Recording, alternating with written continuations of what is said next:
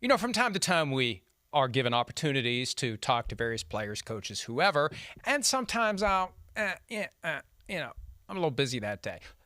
Other times, rare times, I say when. Let's do it now. Absolutely. Positively. You can let me talk to a future Hall of Famer, one of the all-time great running backs, the modern-day Jim Brown, without question, and here he is from the Baltimore Ravens, courtesy of State Farm, Derrick Henry. Derrick, great to see you again. Great to see you too, Mike. Appreciate the introduction. That was nice.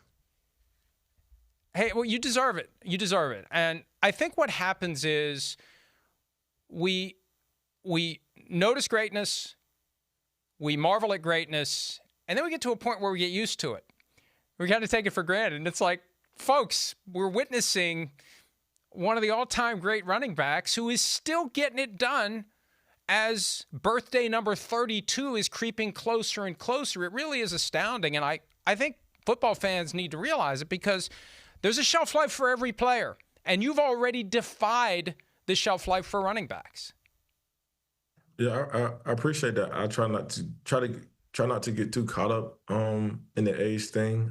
Just like last year, try to focus on elevating my game year after year and be better than the year before. Obviously, this one has been a little shaky, but I'm still focused on get back on track and do what I need to do to help us.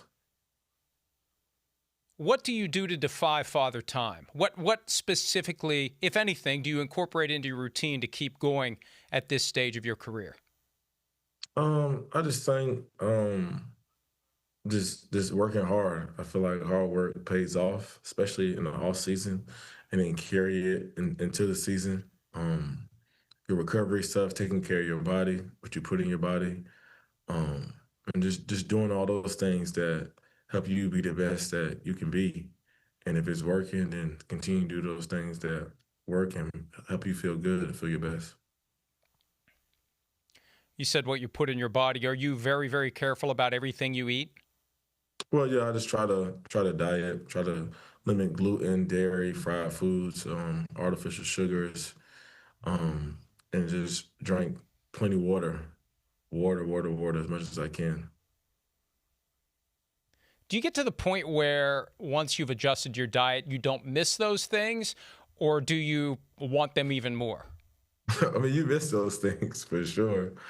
Um, but I think, when you're in season and you're going after something, I think your discipline has to be much stronger.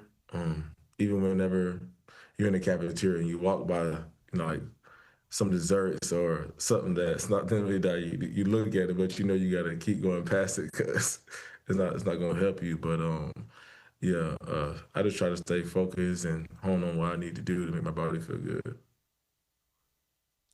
You mentioned that each year you want to try to get better. Obviously, there's only so good anyone can be, especially a guy who's accomplished what you've accomplished. What was your goal coming into this season to improve on what you did last year in your first season with the Ravens?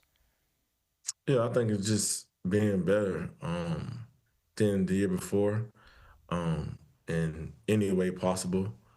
Uh, Not really like having like a goal, but just like being better, like within yourself, knowing that you were better than the year before, and long as you put the team aspect first, and that will show. And I think that's how I always approached it, no matter what. And I know every year is not going to be the same, and every year is going to be different. But I think you got to be focused on the team aspect of things, and then the individual stuff will come. You made reference earlier to some of the issues from the first few weeks of the season. It feels like a long time ago, but it's still part of this broader 17-chapter book that the Ravens are in the process of writing. What did you do personally to kind of flush that and focus on what was ahead of you over the balance of the season? Yeah, I just think trusted and believe in the man above. He has a plan for everything, us as a team, and a plan for us individually. And adversity is going to come at some point during the season, and for us, it came early. And you just gotta continue to work through it and get better from it. And we had injuries and guys went down, but everybody's getting back healthy and um, feeling good. We had the bye, came off the bye, come off two games, two straight games we've won, and had a mini bye this week. So that's another time for guys to get refreshed and just keep building. Just focus on being 1-0 each week and not get too ahead of ourselves. The bye weeks get handed out by the schedule makers. You can't control that. But how important was the bye week when it landed for the Baltimore Ravens this year? Yeah, it was definitely great for us. It was like kind of like perfect timing. With what's been transpiring throughout the season and something that I felt like we really needed. Guys get away, get refreshed, get their bodies back under them, and then come back and for a new season and get back to playing the way we want to, week by week. Team's currently 3-5. Now there are plenty of teams we look at and they're 3-5 and they're basically done. It feels very different for the Ravens. What's the team's current confidence level, scale of 1 to 10, that this is going to end in a playoff appearance? Oh, we have 10. We have all the confidence. We just gotta be consistent and execute on all three phases each week and play our solid football to give ourselves the best chance to win. We're gonna go every game confident in what we do and through our preparation, and we just gotta go out there and let it show on game days.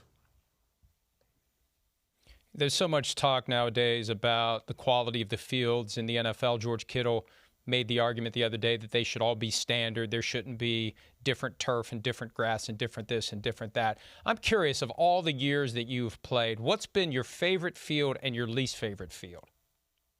My favorite field is definitely the Ravens field. The grass is great.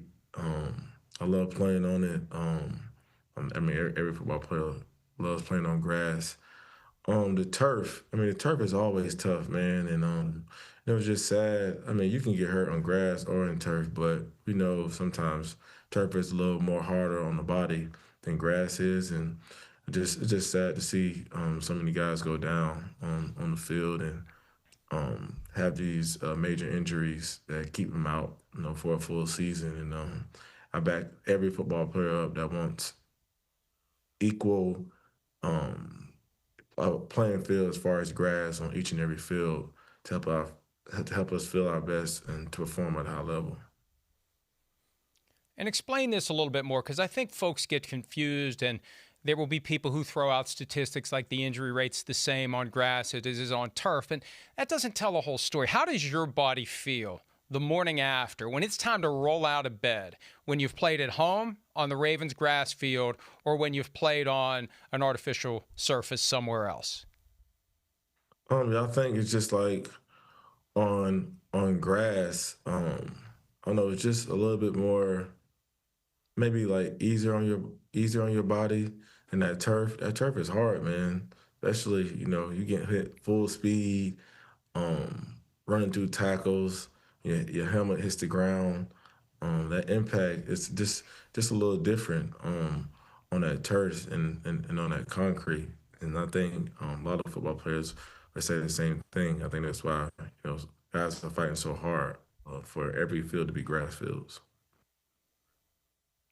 Okay, if you were asked to take one moment from your career, we're going to put it in a time capsule, and they're going to open it up 100 years from now, and it was one moment. One moment. What's the one moment from Derrick Henry's career that you would want people to see? Um, um, I think people seen it. I'm thinking, 2018.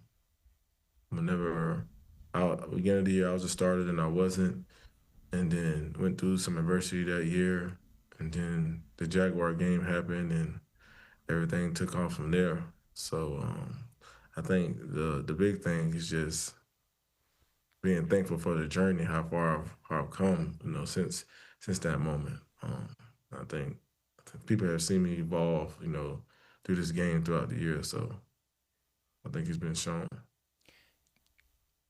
You've yet to play on Thanksgiving. We're going to see you on NBC and Peacock Thanksgiving night against the Cincinnati Bengals. What will that mean to you to play on Thanksgiving finally? But first, it means I ain't gonna be eating no Thanksgiving food on Thanksgiving. So,